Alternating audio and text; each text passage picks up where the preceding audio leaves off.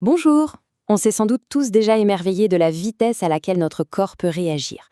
Un objet qui tombe, un bruit qu'on n'attendait pas, et hop, en une fraction de seconde, une décision est prise, une action est lancée.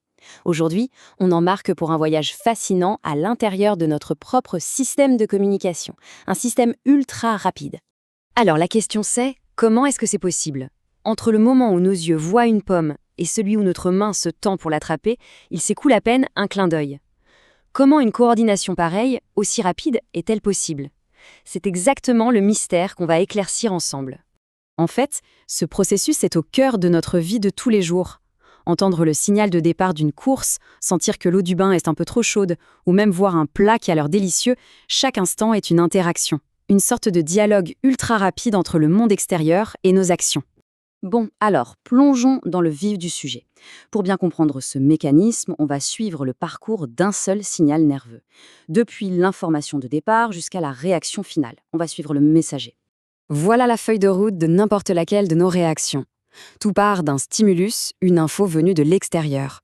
Elle est captée par un de nos sens, puis elle est envoyée au cerveau.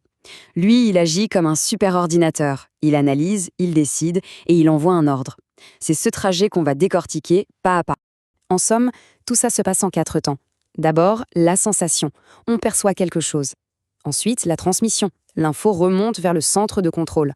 Puis, vient le traitement. Le cerveau prend une décision. Et enfin, l'action. L'ordre est exécuté par les muscles. Ça a l'air simple dit comme ça, mais c'est d'une efficacité redoutable. Passons maintenant aux infrastructures.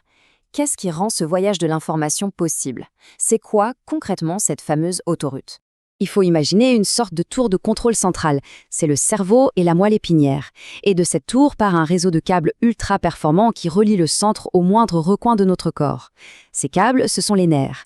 Et c'est par là que passent absolument tous les messages. Mais attention, cette autoroute n'est pas à sens unique. Pas du tout. L'information y circule dans 2 directions bien distinctes. Et pour ça, il y a 2 types de voies spécialisées. On a donc 2 types de voies. D'un côté, il y a les nerfs sensitifs. Eux, ce sont les informateurs. Leur job, c'est de remonter les données du terrain vers le cerveau. C'est la voie montante. Et de l'autre, on a les nerfs moteurs. Eux, ce sont les exécutants. Ils transportent les ordres depuis le cerveau vers les muscles. La voie descendante.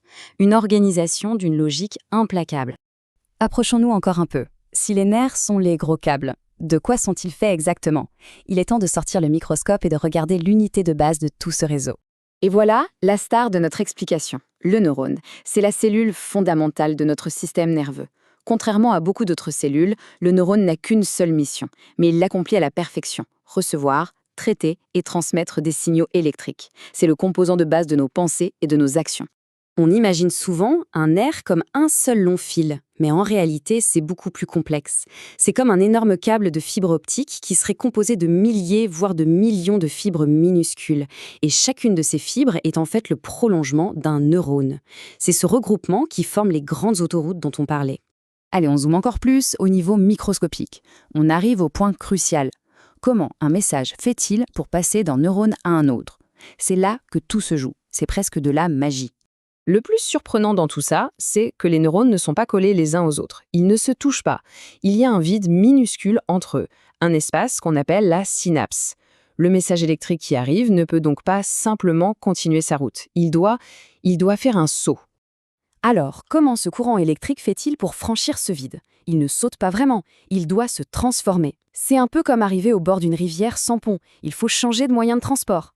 Eh bien là, c'est pareil, le message électrique se convertit en un message chimique pour pouvoir faire la traversée. Et le processus est absolument fascinant. Le signal électrique arrive au bout du premier neurone, ce qui déclenche la libération de petites molécules, des messagers chimiques. Ces messagers traversent l'espace vide et vont se fixer sur le neurone suivant, un peu comme une clé dans une serrure. Et ce contact déclenche un nouveau signal électrique. On a donc une conversion électrique, puis chimique, puis de nouveau électrique. Et tout ça en 1 microseconde.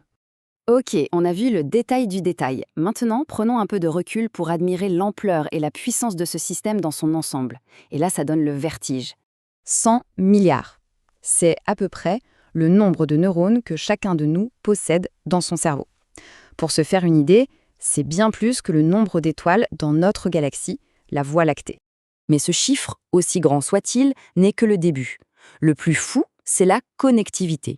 Chaque neurone peut établir jusqu'à 20 000 connexions avec ses voisins. Faites le calcul, le nombre total de connexions possibles atteint des chiffres astronomiques.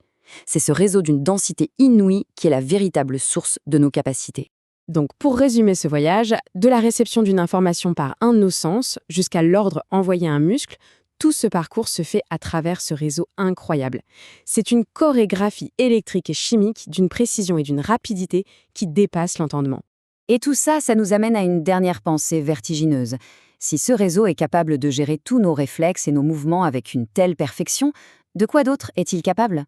Nos pensées, nos rêves, nos souvenirs, notre conscience, tout ce qui fait de nous ce que nous sommes, n'est-ce pas au fond simplement le fruit de cette conversation silencieuse et permanente entre 100 milliards de neurones ?